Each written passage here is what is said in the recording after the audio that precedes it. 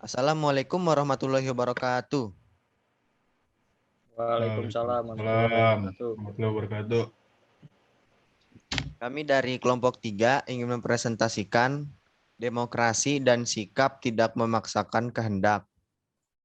Kelompok 3 terdiri dari Karisma Fajar Umbara, Krisna Dwija Utama, Mahesa Zidan Al-Fatir, Marsnata Jadwa Kurniawan, Muhammad Ridwan Al-Fatah, Muhammad Haikal Faurizki, dan Muhammad Ridho Tanjung.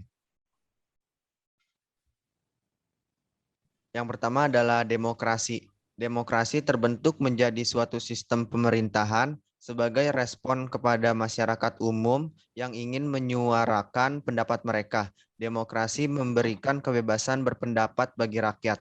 Namun demikian, dalam pandangan para ulama atau cendekiawan Muslim tentang demokrasi terbagi menjadi dua pandangan utama, yaitu yang pertama adalah menolak sepenuhnya dan yang kedua menerima dengan syarat tertentu. Berikut pandangan para ulama yang mewakili kedua pendapat tersebut. Yang pertama ada Abdul A'la Al-Maududi. Beliau secara tegas menolak demokrasi. Menurutnya, Islam tidak mengenal paham demokrasi yang memberikan kekuasaan besar kepada rakyat untuk menetapkan segala hal. Demokrasi adalah buatan manusia sekaligus produk dari pertentangan barat terhadap agama. Yang kedua ada Salim Ali Al-Bahasnawi. Menurutnya, demokrasi mengandung sisi yang baik yang tidak bertentangan dengan Islam dan memuat sisi negatif yang bertentangan dengan Islam. Sisi baik demokrasi adalah adanya kedaulatan rakyat selama tidak bertentangan dengan Islam. Sementara sisi buruknya adalah penggunaan hak legislatif yang bebas dan dapat mengarahkan pada sikap menghalalkan yang haram dan mengharamkan yang halal.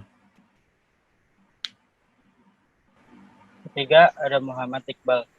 Menurut Iqbal, sejalan dengan kemenangan sekularisme atas agama, demokrasi modern menjadi kehilangan sisi spiritualnya, sehingga jauh dari etika. Demokrasi yang merupakan kekuasaan dari rakyat, oleh rakyat, dan untuk rakyat telah mengabaikan keberadaan agama. Muhammad Iqbal menawarkan sebuah model demokrasi sebagai berikut. A. Ada tauhid sebagai landasan asasi. B. Kepatuhan pada hukum. C. Toleransi sesama warga. D. Tidak dibatasi wilayah ras dan warna kulit. E. Penafsiran hukum Tuhan melalui ijtihad.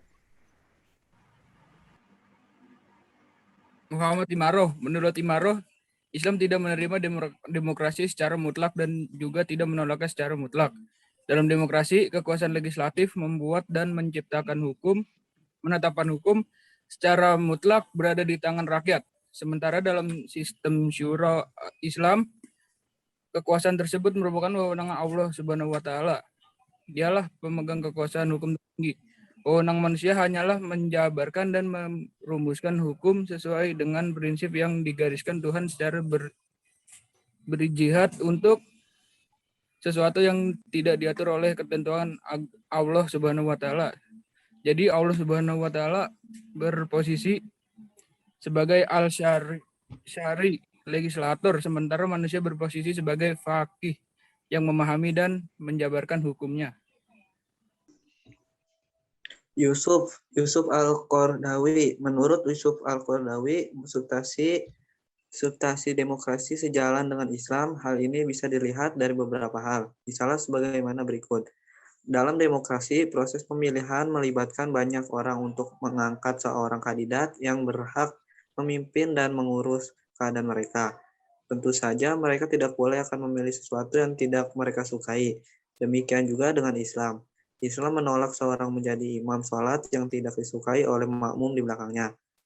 Usaha setiap rakyat untuk meluruskan penguasa yang tirani juga sejalan dengan Islam. Bahkan amar ma'ruf dan nahi mungkar serta memberikan nasihat kepada pemimpin adalah bagian dan ajaran Islam. Sebagai seorang pemimpin, Nabi Muhammad SAW telah membuat banyak sarjana dan tokoh barat sangat kagum dan terpengaruh. Meskipun mereka tidak suka, diantaranya adalah sebagai berikut. Menurut Comte de Beauvoir-Villers, Muhammad SAW adalah pemikir bebas atau free thinker dan pencipta agama rasional. Menurut Voltaire, Muhammad Shallallahu Alaihi Wasallam adalah pemimpin yang memimpin rakyatnya melakukan penaklukan agung. Menurut Radinson, Muhammad Shallallahu Alaihi Wasallam adalah pengajar agama alami, wajar, dan masuk akal. Menurut Thomas Carlyle, Muhammad Shallallahu Alaihi Wasallam adalah pahlawan kemanusiaan yang menyinarkan cahaya ilahi. Hubert Grimm, Muhammad Shallallahu Alaihi Wasallam adalah sosialis yang sukses melakukan reformasi fisikal dan sosial. Dan menurut Goethe atau sastrawan besar Jerman, bagaikan sungai besar mengantarkan airnya mencapai lautan. Baik, itulah presentasi dari kami. Bila ada kekurangan, mohon maaf. Kami akhiri. Wabillahi taufiq wal hidayah. Wassalamualaikum warahmatullahi wabarakatuh. Waalaikumsalam.